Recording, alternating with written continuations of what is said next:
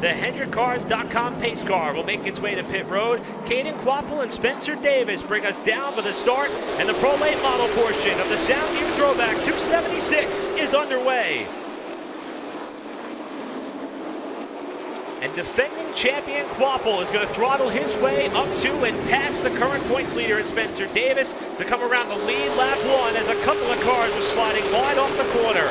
Well, and you can kind of hear, and this is something that's really difficult here at Hickory. You're shifting at about the start-finish line or so on these restarts, and you can see kind of that stack up that largely started on the inside line behind that bright neon yellow 1X of Michael Toner. Loses a couple of positions on the initial drop of the race. But right now, some great side-by-side battles going. You can see right there, Jake Bowman looking to the inside of that 6-car. Beautiful David Reagan throwback that we have right there. But all these cars starting to kind of fight and jockey for that inside line. Again, something that is definitely, I think, more prevalent here in these Pro Late models than what we'll see in the late model stocks, where that inside lane, these cars, Kyle, you can kind of speak to it, are a little bit lighter and just carry so much speed and can really stay pinned down to the bottom. A lot better than late model stocks we'll see later on. Yeah, you'll definitely see the bottom be a lot better in these Pro Late models versus the late model stocks, but you know, the top does like to roll here. I've seen Quapple, he chose the outside when we were here in the spring. He actually didn't choose it, he chose the bottom, but he got the lead off me one time early in the spring from the top, and I got it right back from the top. So the top does roll, it's just a matter of when you want to find your hole, pick your gap, as we have side-by-side racing with George Phillips and Hudson Boulder. That top is able to roll, more so in these Pro Late model cars because they're lighter, they're easier to get around the track. So just, you know, this place really puts off good side-by-side racing. Left side of your picture, gap between the race leader and Spencer Davis, who runs second. Right side of your picture, the other side of that championship fight. That green and black car in the 51 was that of Caden Honeycutt. He started 11th, he's only gained one spot, but Quapple has been in command pretty much all the way. Hard to believe his best finish prior to tonight was second. That was the same with his best starting spot before tonight's race. Of course, he went out and won himself a Mile pole as we see Nick Woden trying to rocket his way back towards the front of the field after he had to start at the back of the pack following the trip on the pit lane. I think you can kind of see some of those rear end problems starting to showcase itself. The fact that Nick Woden is in a fast car, and he showcased that a number of times. I think at Tri-County earlier this year, he in that early battle that he had with Tristan McKee, and just off the jump of this race, doesn't necessarily have the pep in the step that we typically see out of what is usually a 43 Corvette, but is kind of painted with decals in 29. This is further on back. Jonathan Schaefer right now in the 46, trying to hold off that charge from Honeycutt, who has made up a couple of positions early on in this race. Yeah, right here, you guys, you can kind of see Caden Quapple's, you know, kind of matching his times. He's trying to save tire right out front. He's got the clean air to do it. You're watching times, it's 14:97, that time in 14:95. And Caden, you know, he's running a little bit slower than Davis at the moment, but he's just kind of, he's clear by one right now as we race for the lead, but he's just keep managing that gap in front of him is what he wants to do. Sure, he doesn't want to lose the lead yet, but if Spencer's like, hey guys, I want to go to the front, then Quapple will have no problem just, you know, giving up the spot and moving over if he has to. When you look at the championship picture, Davis, the points leader, has finished in the top 10 in every race so far this season. Caden Honeycutt's done just the same. Well, Spencer's finished in the top 4 races this year. Honeycutt's done just the same. The difference may be the victory that Honeycutt was able to grab earlier in the season, although he struggled here after starting pretty much the bottom portion of the top 10 in April and then coming home at that portion of the running order as well. Davis is looking for that elusive first victory in the Car Store on the Pro Late models. He's run just about every type of car you can at Hickory, and he is starting to apply some pressure to that of Quapple for the race lead. And not only that, think about not only the battle that he was able to put on, but the battle he put on with the car that was right behind him earlier in the spring at Hickory this season. I'm sure you loved seeing it because it allowed you to get a little bit further away. But Spencer Davis, Connor Jones, we talk about a lot of the physical racing that we've seen in late model stocks and short track racing the last couple of months or so, but Davis and Connor Jones, I still don't know how they kept their race cars together when we were here earlier in the spring. And right now, Connor Jones, as we mentioned, Spencer Davis kind of moving within our car length of your race leader in Caden Quapple. Connor Jones is doing the same. He's putting on some fast lap times and starting to break away from Jimmy Renfrew Jr., the 00, fourth spot. Yeah, this was the same top 4 that was here in the spring. Obviously, I ended up in Victory Lane. Shout out to back then. But it was me, then Caden, then Connor Jones. Spencer Davis started a little bit further back in the field. Spencer drove up to finish second in that race, and he's pressuring Caden Quapple just about how Caden was pressuring me in the spring race, as he is now, as spotter Brett would say, on and pushing. Clear by 1 now, but Spencer doing a really good job here, putting pressure on Quapple. Quapple seems to be just sliding a little bit. I think he's going a little bit harder than he wants to. They're still just matching lap times. The whole top 3 is just matching lap times, doing what they can to stay out front, but save tire at the same time. The gap back to the 4th place runner, Jimmy Renfrew Jr. is about 2.5 seconds. And you see Davis and Quapple both taking up off the corner, with Connor Jones trying to make it a 3-car race at the front of the pack. Jones, the only driver tonight pulling double duty. I would imagine it's got to be pretty tough to have to talk about what it's like to hustle around this racetrack in a Pro Late Model and then climb into a Late Model stock. He was fast in both here last April before a hard crash on the front stretch of the Late Model stock race, trying to start his night off with a trophy. Davis continues to hound Quapple, and they are catching the tail end of the field, with Jones also reeling the top 2 in. And they nearly caught them very quickly as Tyler Johnson, Josh Horneman were side by side. Johnson had a big moment off the turn 4. It kind of reminds me of my limited race here, just completely losing the tail end off of turn 4, but it allowed this group to reel him in, and Spencer Davis is there looking to the inside on Quapple. Remember, that lap traffic is just up the road, so if you're Spencer Davis, you got to get this pass done quickly before you approach the lap traffic that would be Joshua Horneman in the 43, Tyler Johnson in the 76. Man, Spencer Davis, though, you can see him sliding that car, turning as hard as he can to the right, trying to save that thing off of 4. Contact out at 2, side by side for the lead. Now Connor Jones is there as well. Kyle, I was going to throw you the question. If you're Davis, how long do you wait? He answered it before I got to throw it your way. He didn't wait at all, and Connor Jones is following him through the door that Davis kicked open for the lead. Yeah, now if you're Caden Quapple here, you're going to try and fall in a second as he gives a little bit of a shot. They rub together, him and the 44, as they're trying to door each other again. Sideways is the 44 at turn 4. I think you're gonna want to fall in if you're Quapple wherever you want. You're gonna save more tire on the bottom. You're not using as much tire. They get together again down the back straightaway. Here comes the lap car of the 76 of Tyler Johnson. That's gonna play a big role. He squeezes him up the hill. See donut marks on the 44 of Jones as he gets clear in the second. Quapple now I think is gonna try and get it back for a lap, but he's gonna set in a ride mode as most of the top 10 has.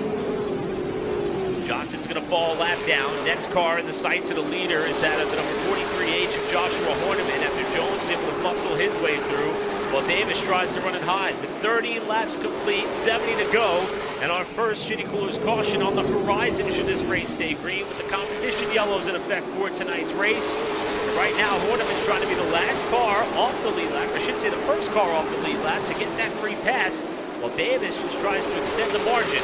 Yeah, right now I think if you're Caden Quapple, you have 9 laps until the stage break, if you would. You're going to just ride it out here. He's got about a straightaway gap back to the 6 of Tristan McKee.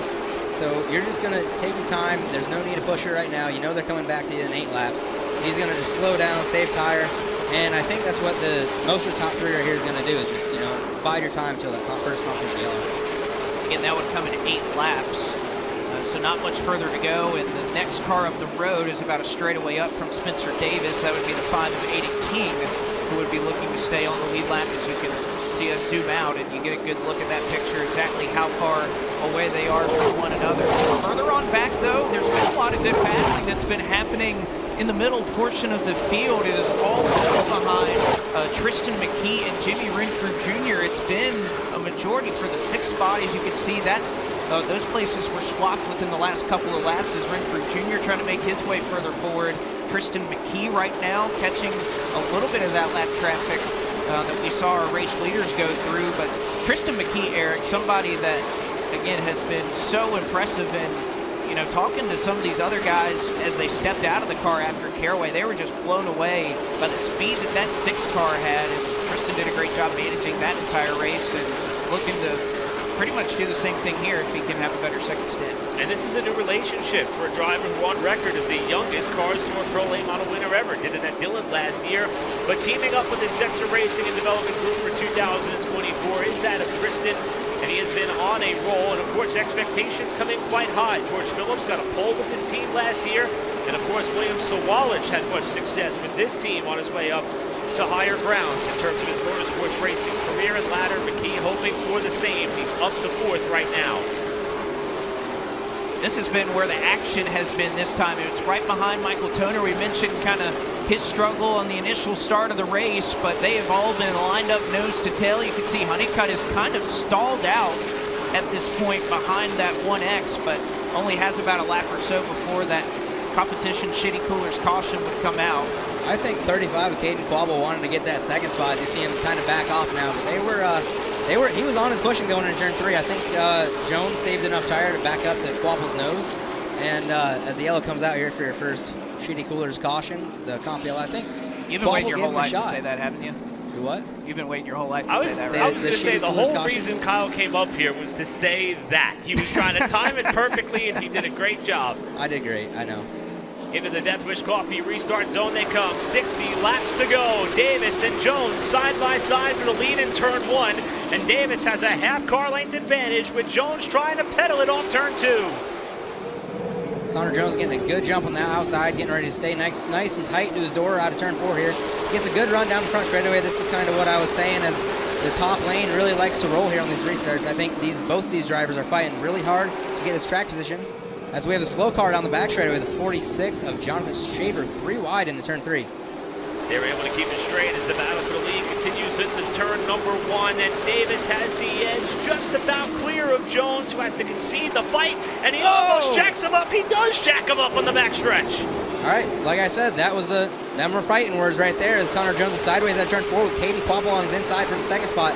That's going to put a hurting on Jones's chances to get back to the 29 of Spencer Davis here, but all these guys right now are still racing hard. Davis loves to see this right now, side-by-side racing behind him. He's going to try and get about a 5 to 10 car gap and just ride there.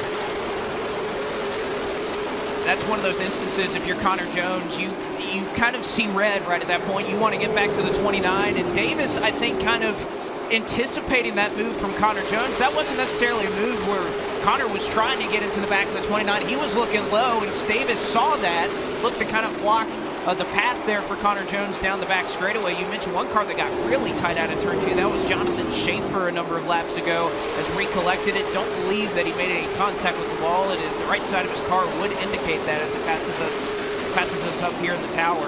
But this is kind of what we were talking about earlier. This battle that is now starting to form behind George Phillips, who has picked up a number of spots, started in the 14th position. It is moving that Jeff Gordon throwback ever so closer to the top 5 as they run right now. Had a chance to catch up with George's spotter and his father earlier, Brian Kramer, from up in my neck of the woods, up at Wall Stadium Speedway. And he says, I absolutely love working with this kid. He's a sponge. He absorbs all the information that he has. And the backstory to that paint scheme is that they became good friends with Jeff Gordon back in these younger years for that of George. And it was Gordon, along with stepfather John Bickford, who pointed George Phillips to quarter midget racing that kick-started his racing career. 2 cars behind him, another throwback, the number 29 of Nick Loden. So far, shades of what Father Andy had done here several times throughout his racing career. Loden had to start at the back of the field, and he's up into the top 10 running an 8. And I'm not trying to date anybody here, but talking about that throwback for George Phillips. So that was specifically a throwback to the 2005 Daytona 500 scheme that Jeff Gordon won with. George Phillips is 15 years old. He was 4 years from being born when that paint scheme was run. I don't know that I want to talk about it. Racing continuing up towards the front of the field for the lead. A little bit of separation between that of the 44 and 29. And Kyle, you said those are fighting words, that contact on the backstretch, 2 laps off the restart. Is it now Davis who's looking in the mirror a little bit more, or Jones who's got the bit between his teeth trying to get back to that bumper? Yeah, I think if you guys...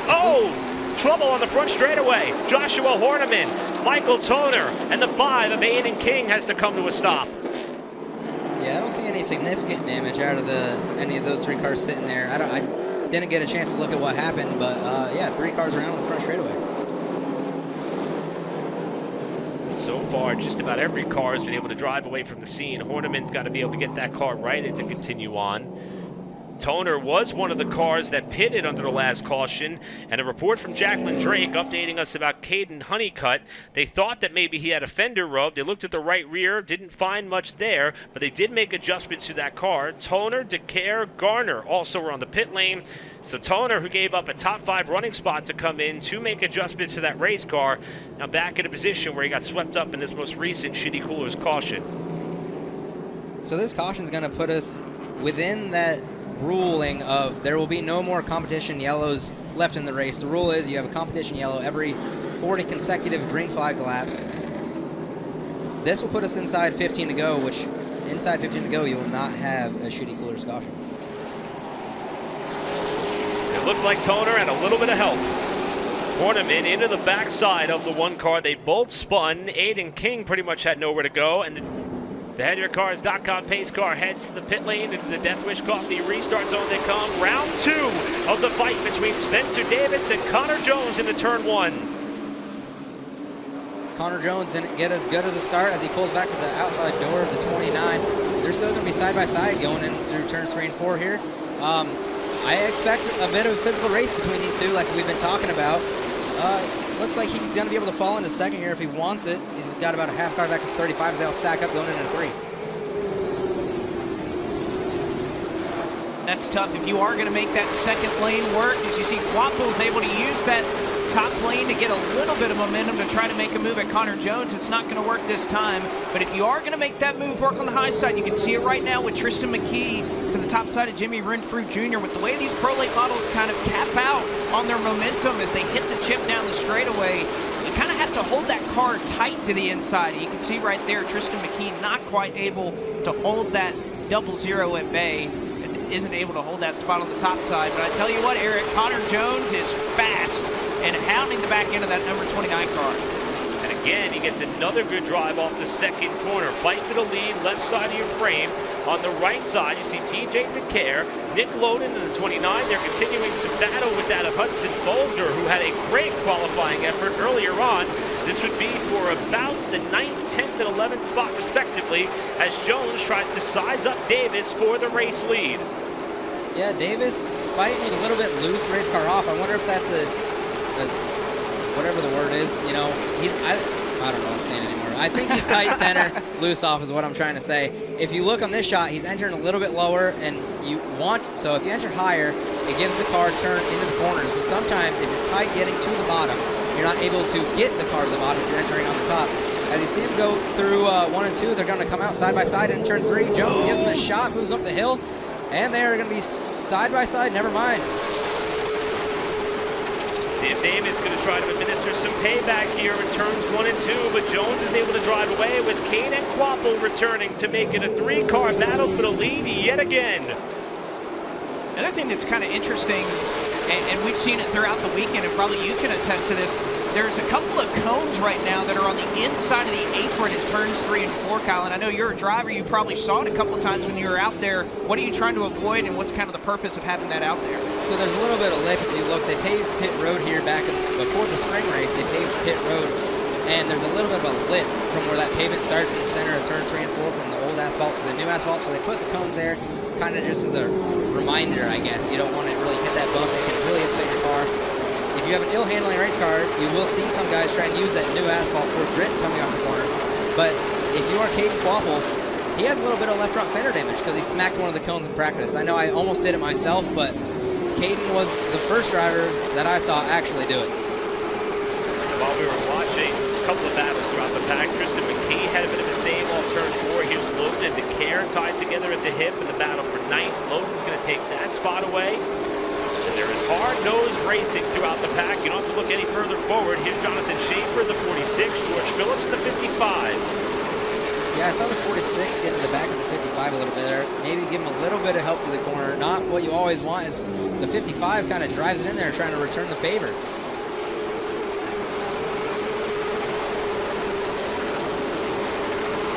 For now, it's going to be Schaefer taking the spot over that of Phillips. Loden closing in. Jonathan Schaefer, the Ashland, Ohio native, someone who we used to see on a weekly basis on the late model stock car side, got the phone call from Walker Motorsports for the opportunity to drive what is traditionally a black and red number 15 at they field in several cars toward pro late model races. They've had much success, finished well in each round that they've attempted, rewrapped the car for tonight's throwback event, and Schaefer right now is running in the 7th position. We all hope that Jonathan will be able to pull whatever strings necessary to stay with us throughout the rest of the year. Talking to Jonathan earlier, he's hoping at least the next 3 races or so that we'll see that Walker Motorsports team and he reunite, if not perhaps for the rest of the season. So somebody who's looking to gel and seems to have done so quite well with this team right now. So we see this battle side by side. Tristan McKee, Jimmy Renfrew Jr. right now on the high side trying to fend off that number 6. This is all happening well behind the battle for third as Renfrew may have caught a piece of the fence out at turn 2. McKee going to try to drive away. And now the 24, that is Jake Bowman trying to get by what is in essence somewhat of a teammate right there in the 00. Kyle, we've seen our defending champion, Caden Quapple, do that here before. Wash out wide and catch the wall off turn 2. How inviting is that concrete off that second corner? So yeah, what you're referring to there is as Caden was trying to catch me in the spring race. He got a good piece of the wall and was actually nicknamed Wally for shortly after that race. But yeah, going down the back straightaway, there is a bit of a lip. I don't know if it dips down, but it at least flattens off. So if you get within probably half a tire width of the wall going down the back straightaway, it kind of wants to suck you in a little bit. The wall at a turn 4, I would say, actually comes up a bit quicker than off turn 2 as you're able to wrap the line a little bit more.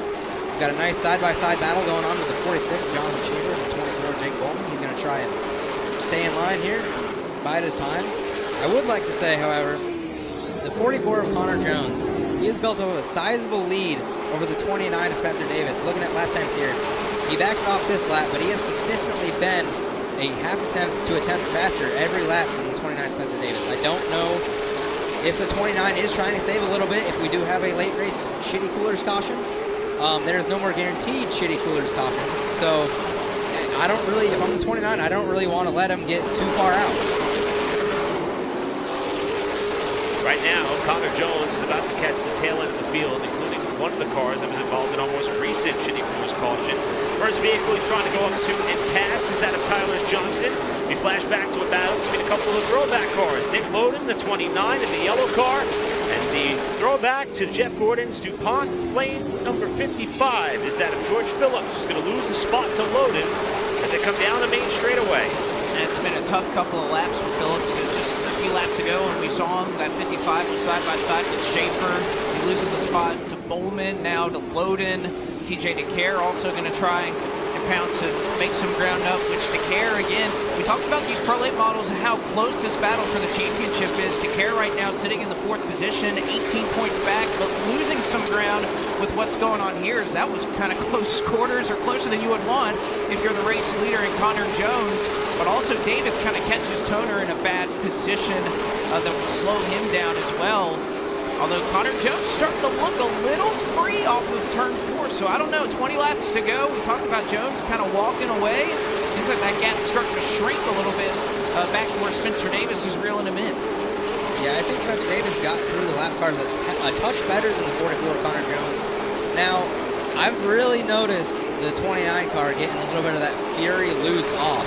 I'm starting to wonder what Spencer Davis's right rear tire did to him for him to abuse it as much as he did. As he gets sideways off turn 4 again, he's giving all he has right now, and he's consistently just a touch slower as he's 200 slower that lap. Both of these drivers are going as hard as they can, trying to get the lead for the end of the race. And Kyle, normally if you were to see this type of car in a super late model configuration with a super late model motor, steering with the back tires may seem like something that you want to do, but with these cars being so momentum based, you're essentially saying that's probably hurting Davis in trying to close up that gap. A big loose out of the 44 there coming out of turn 4. Pretty much what I'm just saying is, really with whatever race car you're driving, you want to have as much tire life as you have, and it seems like with these SC2s that we run on the right sides and the SC2s late model stocks run all the way around, they don't wear as fast as your left side tires, but what you can do is you can heat cycle them out. So if you are very aggressive on your right rear tire, loose off, it can overheat, and it seems like when you get to that temperature limit, whatever it may be, you just kind of lose grip and it can kind of glaze over your right rear tire and you'll just forever be free off. I'm sure there are a lot of cars in the field right now that have reached that point of no return, as Jonathan Schaefer's car is the best that it has looked all night, trying to take away the final spot in the top 5 from Jimmy Renfrew Jr. Behind him, another double wide battle. That's Nick Loden in the 29, outside Jake Bowman in the 24, double wide about 2 rows deep for 5th on back. Again, kind of seeing a difference in handling. You can see the 00, the 46. Loose is kind of what's going on is loading, goes around off of turn 2. A half spin. Looks like he'll avoid any further issue. But the Shitty Cooler's caution will fly with 12 laps to go and completely changes the complexion of this one. Into the Death Wish Coffee restart zone they come. Connor Jones trying to hang on for the win. Gonna say Jones elected to take the bottom on that restart. He's been good on the top, but right now Davis got a great run off the 2. Jones throws the block. Here comes Caden Quapo to the inside. He's up into Davis. Davis gets washed wide. Quapo looking to clear up into second, and now Davis has his hands full for third. Again, Davis trying to protect the points. Tags the back of Quapo off the second corner. Where did Renfrew come from? Trying to get up the second spot in that 00. The gloves are off as everybody just about hit everybody out the rearview mirror of Connor Jones, the leader, with Renfrew and Quapo now banging doors for second. If I'm Connor Jones, I'm loving life right now. Spotter saying clear by 10, side by side behind you. No pressure. Oh, man, Davis is sideways. He may look 3 wide. He's going to crash. No, he doesn't. How in the world did he save that race car? Davis, he may have a tire going down. That car is all over the place on corner exit. He's got DeCare and Schaefer behind him. And what looked like it was going to be a masterful night in the championship, he's now only got 4 cars between he and Honeycutt. He didn't have a tire going down. He was just, he was refusing to give up a spot. But what a save. Unfortunately for him, he's lost a handful of positions, each one crucial to this championship battle. You think of Quapo, he needs to make up some points. Connor Jones not in the running for the championship full-time here in the Pro Late Models, but he absolutely loved what he saw in his rearview mirror as he's now probably 7 or 8 car lengths or so, call it, well clear of Caden Quapo, and not sure without a Shitty Cooler's caution if Quapo has enough time to try and reel him in. Yeah, Connor Jones is just loving life right now. Spotter's still saying clear by 10. He's not going to get back to you. He has a 1.1 second advantage over the 35 of Caden Quapo right now. A little bit with that 29, it could have been what I was saying a little bit, was just overheating that right rear. 1, 2 people get in you, and it's like, it's hard to get life. Obviously, you have a spin in turn 3 and 4. 29, Nick Loden is around. And that is not what Connor Jones wanted to see. And into the Death Wish Coffee restart zone they come. Quapo looking for win number 7. Jones looking for win number 1 as they're side by side for the lead off 2, door to door. Quapo gets the drive coming out of turn 2. He's able to pull a nose ahead as Connor Jones washes up the hill a little bit. He's sideways coming off the corner. Quapo still with a great run on the top side here. 5 to go, and Jones is loose on the bottom. Here comes Renfrew to the bottom. 3 wide for the lead in 3. Do they make it out at turn 4? Quapo's going to get shoved wide with 5 to go. New leader, Connor Jones into the back of Jimmy Renfrew Jr. He slides up the hill. Connor Jones looking to go back to the point. Renfrew almost in the fence. 4 laps to go this time as Renfrew somehow gets down to the bottom, and Tristan McKee is there too. They'll go 3 wide again. Where in the world did McKee come from? He's still looking to the inside of Renfrew as Jones get back to the point. Now McKee gets turned off the corner. Davis sends him around. Tristan McKee does a little bit of a 360 off the nose of the 29 to Spencer Davis. Man, save from Jonathan Schaefer. He had to avoid that. It's going to be Connor Jones in the 44, Caden Quapo in the 35, into the Death Wish Coffee restart zone they come. 3 laps to settle it from Hickory. Another great launch on the top side there for the 35 at Quapo. If he can keep a nose out there, he may have a shot to try the crossover into 3. Here he comes into the back of the 44. Jones slides up the hill. Quapo to the bottom. They'll come around this time. 2 laps to go. 2 laps to go as Quapo's almost on the apron. The 44 is going to try and get back to him. Here comes Jimmy Renfrew on the bottom. He gets them sideways, 3 wide. Lots of contact in 3. Renfrew again on the bottom trying to go to the lead. White flag in the air. Renfrew to the point. Jones trying to get back there with Schaefer inside. Jimmy Renfrew Jr. off a 2 with the lead. Jones with 1 last shot. And in a masterful drive, Jimmy Renfrew Jr. is going to steal the win at Hickory. I guess he picked the right lane. Yeah. Wow. Yeah, he picked what the a right race. Lane. Connor Jones does not seem happy with the move. I don't know if a lot of people are happy right now, except for the 00 of Jimmy Renfrew. But if you look on Race Monitor here, the 51 of Caden Honeycutt is actually 8th and the 29 of Spencer Davis has actually scored 12. So I don't know how that's going to shake up the point standings, but that's going to be a race for the lead. Round of applause for the capacity crowd. And you're right there, Kyle. I mean, that is certainly going to shake up the points when the math is all done. Look at the fans who have come out here to Hickory tonight, and boy, were they just treated with an incredible job by Candia, New Hampshire's Jimmy Renfrew Jr., who's going to burn down the house at the birthplace of the NASCAR stars in Turn 1. He's going to hit some of those puddles down with some of the heavy rain Oh! falling. Oh, no! my gosh. Rookie move. Don't want to do that. Well, you can tell it's his first win, right? Yeah, At right? least here in the Cars Tour, but yeah, you don't want to give that a brush, but it looks like he'll drive away. Driving with one hand's a little bit harder than it looks sometimes, especially with the caster split in these cars. They want to turn left. So props off to Jimmy Renfrew for getting the win and keeping it out of the wall until after the checkered. For Renfrew, he decided to take his talents down to this part of the country, knowing that the Cars Tour is certainly the place to be if you want to be able to show that you have what it takes to take it to the next level. And in his off time, he's been going back up towards the New England area to not only race, but win. He's got an American-Canadian Tour victory under his belt this season.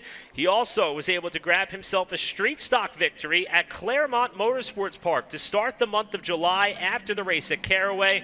And now he's going to be taking the hardware back home to Candia, New Hampshire, with the support of Wilson Motorsports. Jimmy Renfrew Jr. is a Cars Tour winner in his 7th career start.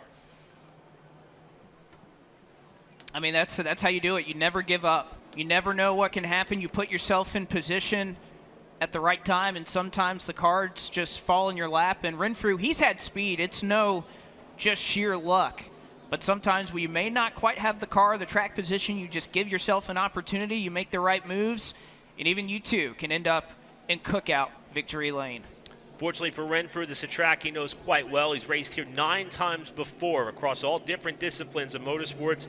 That may have been what it took to give him the confidence to make that 3-wide move on the backstretch, ping-ponging off a couple of cars to take the lead and hang on to complete the final circuit to end up in Cookout Victory Lane.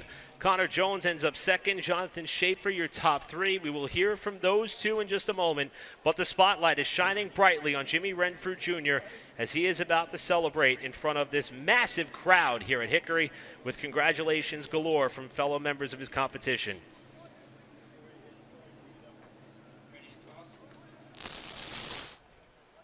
With that, let's go down to Cookout Victory Lane. Jacqueline Drake will be standing by with Jimmy Renfrew Jr. And out of the car, Jimmy Renfrew Jr., winner tonight in the Sound Gear Throwback 276 Pro Late Model Division. And man, there's no better feeling than coming to the Cars Tour in your first ever win. Jimmy, first off, congratulations, a heck of a drive. You had everybody on their feet here tonight. Walk me through those final restarts. What was going through your mind? Yeah, you know, sometimes you don't have to have the best car, you just have to be the least of an idiot. So those guys started racing each other pretty hard. I knew I'd have a chance when I got in there that first time and got used back up. It was all fair, but I knew then that if I got the opportunity again, I'd take it for sure. So now we're here in Cars Tour Victory Lane. I hit the wall doing a burnout, so I feel like a rookie, but got a little excited over this stuff, you know. You're obviously paired with Wilson Motorsports and bringing home this win. Adding that notch behind your name, does it bring some sort of solidity to your resume? Do you feel like you're really accomplished now with being able to add that win? Yeah, definitely. I mean, I come out here every week and try to show everybody in the stands and everybody at the higher ups that you don't have to have the best car, you just have to be a good race car driver, and if you drive that thing hard enough, you'll get there eventually. So this one's been a long one coming, and I can't wait to celebrate with these guys. I can't thank all the Renfrew Motorsports guys, my parents, Isabel, my girlfriend at home. I know she's watching. I wish she could be here. Same thing with my parents. They couldn't make it, but I wish you guys were here. And I can't thank everybody at Wilson Motorsports enough because I wouldn't be here without them, and this is a good time. Lastly, I have to ask, as you drove by after doing your burnout, there were some gestures from the 44. Contact was made on the track. What do you have to say to that action? Yeah, I mean, I'd say if you guys watch the race, the 44 is pretty much, you know, the biggest weapon out there. He ran into every guy that was next to him for the lead, and thanks to him, I won the race. So, congratulations, Jimmy Renfrew Jr. bringing home the win tonight in the Pro Late Model Division.